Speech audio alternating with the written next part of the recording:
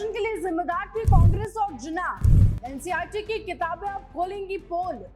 जी हाँ, 1947 एक साल जिसने भारत की नियति को हमेशा के लिए बदल दिया।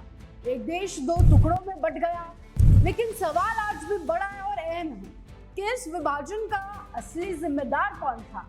एनसीईआरटी की नई किताबें इतिहास की अब पढ़ते खोल रही हैं और इन सवालों का जवाब दे रही हैं और सच सामने ला रही है कि कैसे कांग्रेस और जिन्ना इस बंटवारे के असली कर्ता धर्ता थे। एनसीईआरटी ने कक्षा 6 से 8 और 9 से 12 के लिए 2 नए मॉड्यूल जारी किए हैं जो भारत पाकिस्तान बंटवारे की सच्चाई को बयां करते हैं। ये मॉड्यूल आम किताबों से थोड़ा अलग है।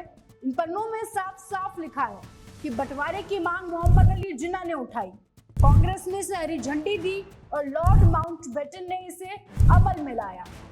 लेकिन इसको थोड़ा और गहराई से समझने की कोशिश करते हैं।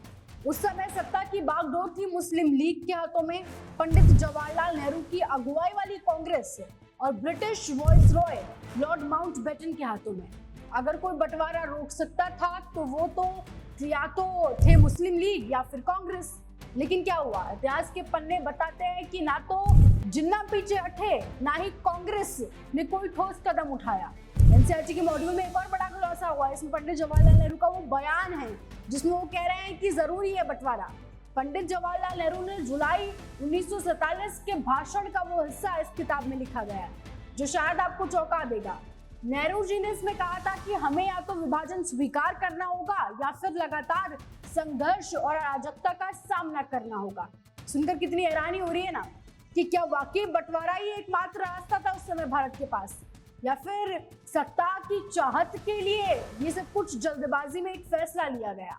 एनसीईआरटी की किताबों में हमें सिर्फ इतिहास नहीं पढ़ने को मिलता है, बल्कि अब ये सवाल उठाती है कि क्या कांग्रेस ने जल्दबाजी में अपनी भर दी उस बंटवारे के लिए, और क्या जिन्ना की मांग को और चुनौती दी जा सकती थी लेकिन कांग्रेस पीछे हट गई, और क्या माउंटबेटन ने भारत के भविष्य को सिर्फ एक औपचारिकता मान लिया और कांग्रेस ने भी इसमें उनका साथ दिया।